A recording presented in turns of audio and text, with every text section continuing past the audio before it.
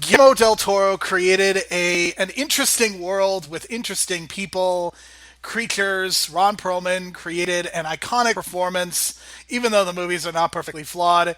So, what happens when you take Ron Perlman and Guillermo del Toro out of Hellboy? You end up with Hellboy 2019.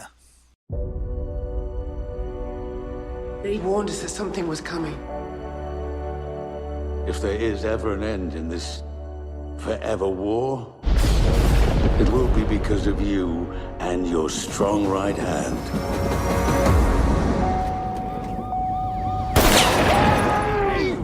I'm on your side! Sorry, my bad.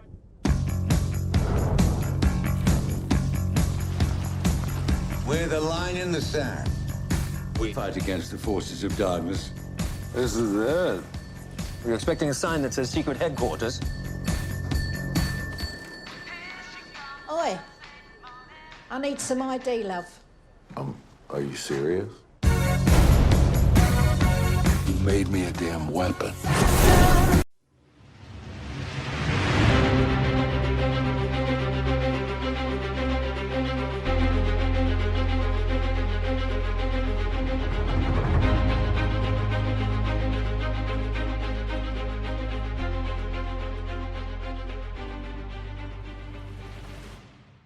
This is the Superhero Pantheon. On this podcast, we take one superhero film a week and decide whether it should be in the Pantheon, the pile of shame, or somewhere in between. My name is Jerome Cuson. You can find me on Twitter at JeromeC1985. You can find additional episodes of this podcast, Apple Podcast, Stitcher, Spotify, and all of the other favorite podcast apps through the real world. We strongly encourage you to leave a 4 or 5 star review so as to help people discover this show and the great work that the folks at the real world are doing. If you would like to interact with us or send feedback, you could do so in one of two ways. First, send an email to superheropantheon@gmail.com. Second, find us on Twitter at Hero Pantheon. Brian, I guess we're in the end game now, huh? Yeah, this is pretty much just kind of filler with time for the next 2 weeks because we're kind of just sitting here, hands and feet, just kind of waiting for Endgame to come out, and yeah, this is kind of just that filler to kind of keep us, the appetite satisfied a little bit for 2 weeks until we get that big Endgame stake at the end. But hey, I didn't hate this movie, so I don't know what that says about me. I really don't know what it says about you because this is probably one of my least favorite. Brian, it is remarkable to me that you did not hate this movie because, to be honest with you, this is not only one of my least favorite superhero movies of the last couple of years. This is probably one of my least favorite movies of 2019 thus far that I've seen in theaters or on VOD. This movie is grotesque. That is the one word that comes to mind. I understand that there's going to be a certain amount of grossness involved with some of these more horror-oriented movies, but there was no sense of style to this movie, and I think that's the bigger issue that I had with it. If you were going to have this violence and you're going to have kind of this elevated sense of battle that's going on, that there has to be a clear purpose for it. There's so many examples that I could cite that of which I don't like, but we can get to some of that a little bit later when we talk about kind of the climax of the film. I did think the performances were great. Ian McShane was fine, but he was in like 4 scenes. David Harbour, I like him in a supporting role in Stranger Things. I think he's very good in that role. But if you really think about who David Harbour is, he's a character actor. And there is such a difference between being a character actor when you are in an ensemble with 10 other people versus having to carry a movie on your own. And especially given all the makeup that's involved, it's really hard for him to carry this movie. And one of the things, if you remember when we talked about Hellboy last year, Ron Perlman does not have a lot of lines in those movies. It's a lot of one-liners. It's a lot of just very short sentences. He talks a lot in this movie, and I think that takes away a lot of the effectiveness of the character. There are also issues, I think, with Hellboy just being a hero in general, because he is a terrible superhero in this movie. And he also gets his ass kicked a lot. Right from the first scene, he's getting his ass kicked in that lucha match, which I know you're going to probably want to talk about for an extended amount of time. But like he's getting his ass kicked for like the first 2 minutes, and then he basically wins that match, quote unquote, on a fluke. And it's something that happens throughout the rest of the movie where Hellboy is just getting beaten up, stabbed, or what have you. There are new characters, new concepts that are being introduced. I think the world building of this movie is really, really bad because there is no sense of rules or how everything is taking shape. And perhaps the most important question, Brian, is what is the pig from the Mighty Morphin Power Rangers doing in this movie? I don't know, but he kept saying fuck a lot, so I was kind of like laughing at that. Listen, man, this is a bad movie, and a lot of movies from the 80s are kind of bad, but you still find them kind of cheesy and enjoyable, and this is kind of like on that level for me. Because going into this, I really was just going to be like thinking I was going to hate this. And then halfway through the movie, I was like, this isn't not that bad as I thought it was going to be. And then by the end, I was like, God, this was not that bad. Like, I have seen so much worse. Like, I will always, say that Freddy Got Fingered is probably the worst movie I've ever seen in my life, and that will always be the standard. And this was like a million times better than Freddy Got Fingered, so like, I don't know. I think at this point, we can only expect a B-level movie from a Hellboy, because I don't know if it works in like a really serious kind of sense that Guillermo kind of tried, because by the end of like this Hellboy, I think I enjoyed it more than the first Hellboy, because I was just like, well, I saw a bunch of creatures. I saw a lot of violence. I saw a giant pig saying the fuck a lot and cussing a lot, and everyone was cussing a lot. So this felt like an R-rated B movie from like the 80s that I would have watched on DVD when I discovered those movies back in like the 2000s. You know what I mean? Like, it just felt like an old B movie that I would have watched as a kid. And that's kind of how it felt. And I didn't hate it. And I realized that anytime you have I can't even pronounce it, Jovovich, Dazed and Confused fame, the Resident Evil movies, anytime you have her in your movie, it's already a B movie, I think, because she's like a B movie actor. Despite what you think about the Resident Evil movies, those are B movies. So putting her in the movie kind of just made it a B movie automatically. I agree. And I think from the moment that the trailers started coming out for this movie, I think that everybody knew that this was going to be a very troubled film. And the fact that the knives were out, when you get an article the day before the movie opens where people are openly burying kind of the production aspects of things, that is not a good sign.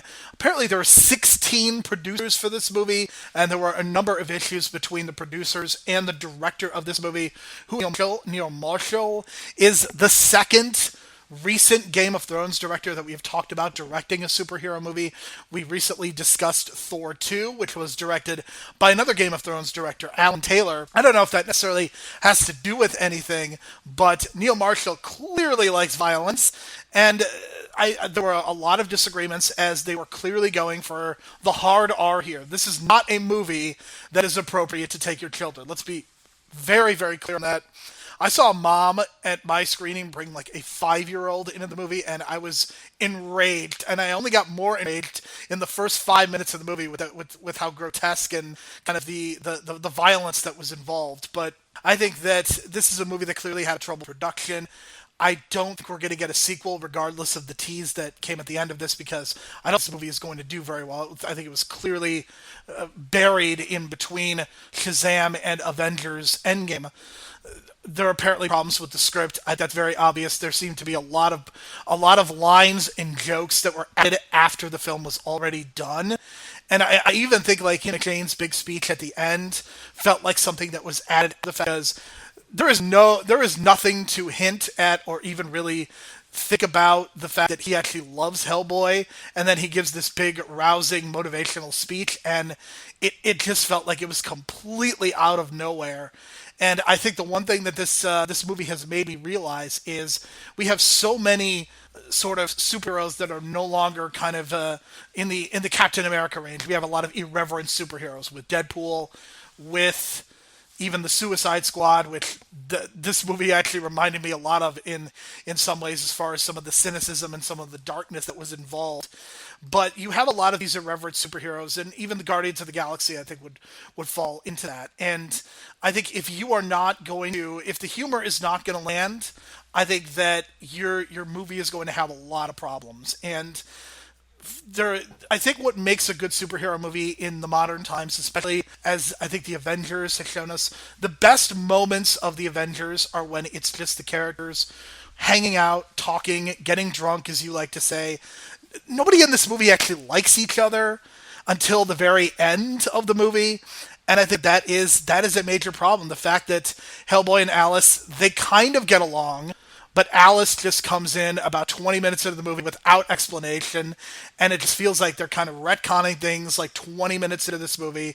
And then you have Daniel Dai Kim's character, who is also pretty heavily involved and has this big secret that revealed at the end that he can transform into some sort of a cat. Is it? It's never really made clear if it's a leopard or a jaguar. Did you know what he was turning into? It's kind of like a were-jaguar, if that makes sense, because he got bit, and then obviously that was a jaguar that was originally human that attacked him in the jungle when he got those the scratch marks. So it's a werewolf with a jaguar, and it's fine. I wish they would have revealed it halfway through the movie because that would have been more badass. Yeah, and I mean, I'm not inherently against that. One of the things that I do appreciate is that there was originally somebody else who was cast in this role, and because the character was Asian in the comic books, the person stepped away, and Daniel Dae Kim was cast instead. I think that's a positive thing. I'm all for getting representation onto the screen, but even in this movie, you have Sophia Kendo playing Lady Hatton, and she is kind of playing into kind of the stereotype of the magical black woman. And she is in like two scenes, gives a couple bits of exposition. It's literally it. And Mila Jovovich's character also kind of falls into these tropes that are just very lazy and not fun to watch. So it sounds like we had two very different experiences with this movie. So I think it's really hard to have a conversation about this.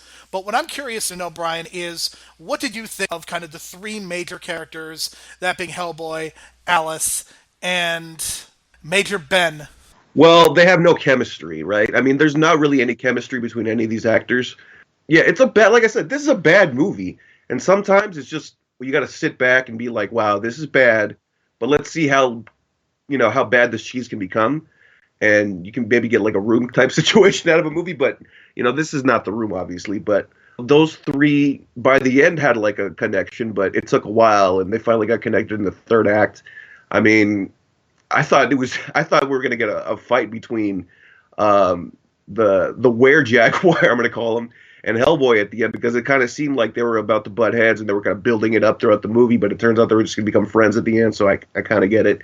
For a team that they were trying to build up, I guess, and then they find Abe Sapien at the end, that was the kind of point to build the team by the end of the movie, and I get it, but I don't think a sequel's coming because obviously of what's gone down with the Rotten Tomatoes review when that dropped, and I don't know, it's weird because like the way that reveal was revealed on Twitter and whatnot, it just felt like that was part of the advertising of the movie. We're going to advertise how shitty this movie is, and that's going to tie into the advertising of the movie, and that's what it kind of felt like. But man, it's just kind of weird that this whole production went the route it did, because looking at the movie and the script structure, it does feel like they wrote it as multiple episodes of a show, and it's so weird because I don't know if you see what I see, but like it's one episode is him going to Mexico. One episode is him fighting the giants. One episode is having the flashback. One other episode is, fighting that woman in the moving house. It just felt like there was a bunch of different episodes of a show in this movie. So I felt like maybe they just should have done it on Netflix and just done an R-rated show and got away with that and done like a 30-minute thing and have more time to tell the stories and build up the characters as opposed to putting this rush thing together. But yeah, because I appreciate the makeup jobs they did. Like, I know it seems kind of uninspiring, but a lot of it was like, real prosthetic kind of makeup. I kind of looked at the behind the scenes stuff, and at least they got some of that right. And I really liked the makeup they did on that witch on the moving house thing. I think she's the same name as the Baba Gosha or something like that, like the same name that's from Ant-Man 2. Baba Yonda, I don't know the Russian ghost, but I thought that was a nice little cultural tie-in with Ant-Man there, but at least she was pretty scary. Like, I'll give it that. They had the prosthetics, and it reminded me of The Thing a little bit because I love that. So, but then again, they had like CGI on the boar and stuff like that. But hey, we had a giant talking boar in this movie. I mean, not every movie can say that. Certainly not. And I think that in a better director's hands, or perhaps with a more organized production, I think this could have worked out. I think if you had Sam Raimi directing this and you kind of kept a lot of these same concepts, I think it could have worked out, because I think they were definitely going for much more of the horror vibe as opposed to the kind of the gothic, mystical, magical aspects that I think Guillermo del Toro was going. And I'm not saying that either one of those is incorrect, but I think you have to do it well, and I just don't think that this movie ultimately does a good job of getting across its point. And some of the themes of the movie, I have a really hard time, like, even thinking of Hellboy as a hero, because when we first meet him, he is battling one of his former agents who was turned into a vampire at the lucha event, probably one of those skeezy, low rent Mexican wrestling federations. I know you had to mark out a little bit when you saw that the first major scene of the movie was taking place at a wrestling event. Not only that, but Hollywood has this thing about treating wrestling as a shoot, even though we all know it's a work and everyone in Hollywood knows it's a work, yet every movie portrays it as a shoot. It's so weird, Hollywood. Get your shit straight. Either do it like the wrestler or don't. You know what I mean? So I'm just like watching this, like, is he really going to get in the ring and run the ropes? And he runs the ropes. So you know this movie's cheesy and bad when you got Hellboy running the ropes of a wrestling ring right off the bat. So right after that, I was just like, okay, this is going to be cheesy. Let's see if this gets cheesy fun. And then he ends up killing his friend on accident, which kind of sucks because, like, it seemed like they had a relationship, and I wish they kind of, like, would have had some kind of story there, because he seemed really depressed about killing his friend. And I know you kind of thought this too, but, like, finding a nest of vampires in Mexico, you couldn't help but think of From Dusk Till Dawn, right? Like, I immediately thought that, right? I did not think of From Dusk Till Dawn, but that's mostly because basically within the first 5 minutes, I was kind of out on this movie already, just because I think the prologue was so poorly narrated. I was like, oh boy, here we go. So I did not think of From Dusk Till Dawn, but now that you brought it up, I can't help but think of it. And I think I wish that maybe Robert Rodriguez should have directed this movie then, because I think that movie, it is a B movie. I am not going to argue that From Dusk Till Dawn is this great work of art, but there is a very clear style. There is very well-written dialogue. It embraces what it is, and I think if this movie had just embraced its B-movie nature, it would have been so much better. It felt like they were trying to do something that was Marvel or DC. I think they should have. I wish that they had just lowered the stakes, and I think that's kind of what the ending. That's why I kind of like the ending for that reason. Don't have Mila Jovovich as the Blood Queen getting ready to end the world, because we've seen that movie a million times. Hellboy itself is kind of that. We don't need to see that. It was very frustrating to me, because somewhere in there, I think there is a good movie to be made about Hellboy, but you are not DC, you are not Marvel. Stop trying to be that. And I think that embracing the cheesiness would have just been better, because I don't think they did that. Yeah, this would have been better as a show too. Like if Robert Rodriguez just did this as a show, because I mean, all these monsters they threw in, it's cool and all, and I appreciate it. And it looked, the fight scenes found them enjoyable. Literal giants getting their heads chopped in or chopped off or whatever, and that was fun to watch. It's just, I don't know, if they would have had more focus and the story would have been cut some of that out and kind of like a more straightforward story and kind of had more focus on these creatures and stuff, as opposed to just throwing them all over the place. I think that kind of hurt it a lot. You can kind of tell, like, they really try to do so many, I guess, story arcs into one movie, but obviously it didn't work. And for a 2-hour movie, I kind of felt like, by at least 90 minutes into it, it felt like it was way too long already. So, I mean, like, I did enjoy the aesthetic of it, like, at least the monsters. And some of those one-liners I did crack up in. I kind of felt guilty and kind of laughing at these Hellboy one-liners that were not clicking. But if I felt dirty and guilty for kind of laughing, but there was this other couple dudes at the other side of the theater laughing too whenever Hellboy said some shit. So they laughed. So it gave me the okay to laugh some more. So, hey, I kind of enjoyed some of those one-liners. What can I say? But everyone else was just not clicking on any of the dialogue or the comedy. And a lot of the comedy came unintentional with the Blood Queen and all that kind of thing. So yeah, and then that flashback at the beginning was really cheesy.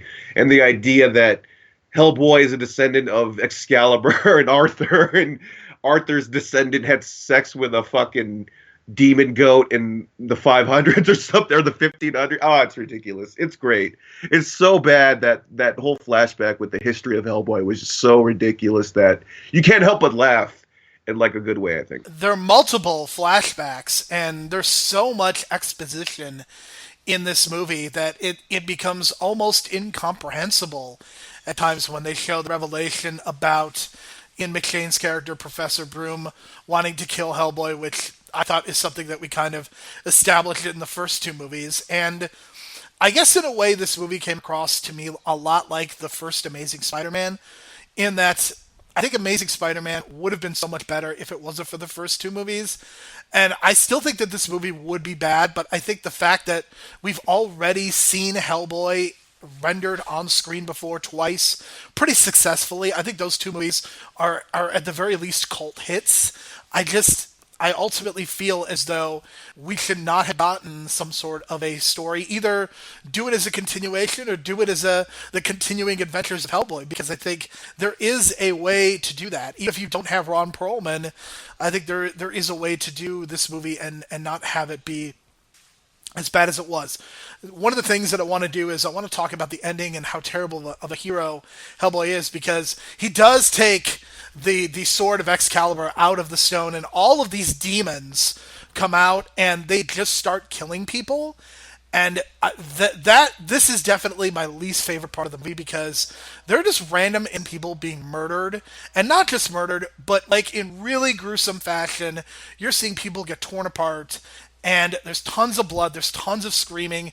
And when I say grotesque, this is what I mean by grotesque, because it is completely unnecessary to see just random people being killed and tortured like this. And I know that this is something that has been brought up in other superhero movies, but to me this is so egregious, because you literally see people just being murdered for no good reason. And it's because Hellboy can't make a decision. And then of course all the demons are brought back, but it's like, Hellboy should be arrested for murder. He literally is responsible for killing maybe 1,000 people in the city of London. I mean, I really did not like the climax of this movie. As if the rest of it wasn't great either, but I think the climax of the movie was particularly insulting, especially when Professor Broom also tells Hellboy to grow a pair, as if him having a dick is the difference between him actually being a hero and him not being a hero. Yeah, and that kind of ties into the other thing too. Like in the first two Hellboy movies, they were adamant about hiding the identity of Hellboy. In this one, everyone knows who he is, right? Like it's established. He's on TV all the time. People don't go up to him and are afraid of him because they know who he is. So it's weird. Like, this is a universe where they acknowledge that Hellboy is in their universe and that there are demons in their universe and that apparently that he's their hero, and they kind of don't play into that. It's weird. Like, they could have done a lot with that, the way they kind of teased some of that stuff in the first original Hellboy movies. But here they just kind of acknowledge it and kind of just blow pipe it right past it, and just kind of, it's kind of like this, not even a thought. It's just like, hey, Hellboy's a real person. We got all these demons running around the world, and that we have this hero, and he's on TV, and he does this stuff in public. Openly in public. So it was just kind of fucking weird. And then when that thing goes down at the end where the hole opens up and the demons come out, and I'm just thinking, like, how come these people are just kind of casually standing around and just staring and then getting attacked? Why aren't they just immediately getting the fuck out of there? Like, the one dude that first gets killed is just staring at the thing. It is what it is, I guess. And yeah, unnecessary deaths and whatnot. It's just, but that's what happened when you have a script like that put together with all these different cooks in the kitchen coming together trying to do all these different ideas, and that's ties into the troubled production we heard. So there's this kind of, I think it's like a post-credit sequence, but they didn't want to put it post-credits because they know the people were going to leave, and they show 6 months later in Siberia, and everybody's on the same team now. Ben is on the team, Alice and Hellboy, they're all together. And I mentioned that I felt like this movie just roared to life because it finally felt like there was some chemistry going on. They were getting along. I think the action sequence was actually good in that it wasn't completely grotesque. They were clearly getting the job done, and they clearly have this moment of finding Abe Sapien, who we've seen in the first two Hellboy movies, but in this universe has not been discovered yet. And I really felt like the last 2 minutes of this movie clearly setting up for a sequel that's never going to happen, but that felt like it was the best part of the movie. And I walked out of the theater thinking, why couldn't that be the start and the movie just be about that instead? Well, I know. I had kind of had that same thought too, and I mean that sequence was good. You know, it did remind me of like a shoot 'em up. You know, with who was in shoot 'em up again? Is Clive Owen and Monica Bellucci. Clive Owen, yeah, that was it. Yeah, so what it reminds me of is like Crank and Shoot 'Em Up. Those mid 2000s R-rated action comedy slash comedies, because like very much so this was a lot of cursing, a lot of violence, a lot of shooting, and all kinds of stuff. And hey, I'm a fan of the first Crank, and that kind of reminded me of that. So maybe that's why I kind of found the cheesiness a little appealing, because I find the cheesiness of Crank appealing and the cheesiness of Shoot 'Em Up appealing. So maybe that's why I kind of enjoyed it in that last minute sequence where, it was very much like a first person shooter kind of perspective of, action sequences kind of thing that a lot of stunt choreographers do and fight sequence choreographers do. So yeah, it's just weird that they did that at the end. And then, especially like if you look at the way it was lit up, there was like this purple kind of glow in the background, and they actually lit it really well too with these colors in the background. I noticed these colors. That's my thing. And then all of a sudden you see the hand on the thing for Abe Sapien. So I don't know. It was good, and then it just ended, and I guess we're just never gonna get a sequel. And I really don't know if you can make a legit Hellboy movie that's taken seriously, because I mean, with all these monsters and all this violence that goes with it, it's gonna come off like a B movie. So I think anyone who tries to approach this next, they have to do it like Evil Dead, like you said, Sam Raimi or Robert Rodriguez, that kind of like style that's kind of self-aware, and then kind of go with it and kind of make the cheesiness good. But some of the cheese I like, because I'm just so used to monster movies and 80s horror and grotesque horror, and parts of this movie reminded me of like a Friday the 13th movie as well, where it's just like senseless violence and it's just part of it, and it's bad, but you just go along for the ride. Yeah, I don't really know what else to say about this movie, because ultimately I did not really enjoy my experience with it. And I kind of feel like this was an opportunity, because Marvel has a very clear idea of what they want their universe to be. DC does as well. I like the idea in theory of having adult superhero movies and R-rated, hard R-rated movies, but I think about Hellboy, and I really did enjoy it. I think about The Umbrella Academy, which aired on Netflix, and that was not really an enjoyable experience either. And I'm just not sure if these kinds of movies work, and what it's going to take for a darker superhero vision to work. Because obviously I'm not a huge fan of the Zack Snyder universe either. I think the closest that we've come to a really successful quote unquote dark superhero universe is what Christopher Nolan what created in the Dark Knight trilogy, and even that, I don't necessarily think that is dark. I think that's more grounded, and I don't know what else really to say about this, except the fact that this would be really close to pile of shame territory for me, and perhaps we are going to reevaluate this movie at a certain point and decide whether it is going to go in or not. But right now, I don't feel very very good about it, because the hero score and villain score for me would be extremely low, because again, Hellboy really does not behave like a hero, and Milla Jovovich is really really forgettable. But Brian, I know that you actually enjoyed this movie, and I appreciate the fact that we did not totally agree, and that people are getting two different perspectives on this, because I think it'd be really easy to come on and bury this movie for 30 minutes like I am doing. But I appreciate the fact that you are not completely burying this movie 6 feet under like I am. And hey, I thought it was too, man. Like at the start of this movie, I was not, like, man, like I would not have watched this movie if it wasn't for the podcast, to be honest. Like I would have waited till Netflix to watch this movie. But hey, I saw it at like 10 o'clock, and I'm more of like a midnight movie kind of guy anyway, and it was a different kind of crowd. It was like an older kind of crowd. So my suggestion is not necessarily watch this in theaters unless you have like A-list and you want to do something at around, if you're bored around midnight-ish. It's perfect for like a midnight movie to kind of just like not take seriously. If you watch this 6 months down the line, put it on at midnight while you're folding laundry or something like that, and just kind of let it be and don't really think about it. Because if you expect too much out of this Hellboy movie, it's just, you'll be way disappointed like we were. But, for me, I kind of found it as like a cheesy B movie. So there you go. All right. What is going to be happening this weekend at some point? You are probably going to hear from us again, because we are going to release our Avengers Endgame review early. We are going to record it as soon as possible so we can get our immediate thoughts out there. I know you are planning on seeing it at least once, maybe twice. I have my tickets to see it 2 times before we do the podcast. We are probably going to do the podcast late Friday afternoon into the early evening. It's probably going to be one of our longer episodes, just like Infinity War was last year, because there's going to be so much to talk about, so much to break down. And I think seeing it twice is definitely going to help process everything. And then we are going to be moving on from the MCU completely. We're going to be talking about X-Men. We're going to go through every X-Men movie that has been made in preparation for X-Men Dark Phoenix that will be coming out on my birthday, Ryan, June 7th. What a way to spend my birthday. Yeah, I hope that you'll actually have a movie to watch on your birthday by then, because I would not be surprised if this goes straight to the Disney service. Just saying. Just saying. It's not. I mean, the marketing materials are out. Disney is promoting this as a theatrical release. I cannot imagine that 2 months out they are just going to pull it. We don't know what's going on with New Mutants. That is certainly a possibility, but yeah, we will see. So after we do the X-Men, I'm so excited for the summer, because we have the entire summer planned out already, because we are going to be reviewing every Batman theatrical release.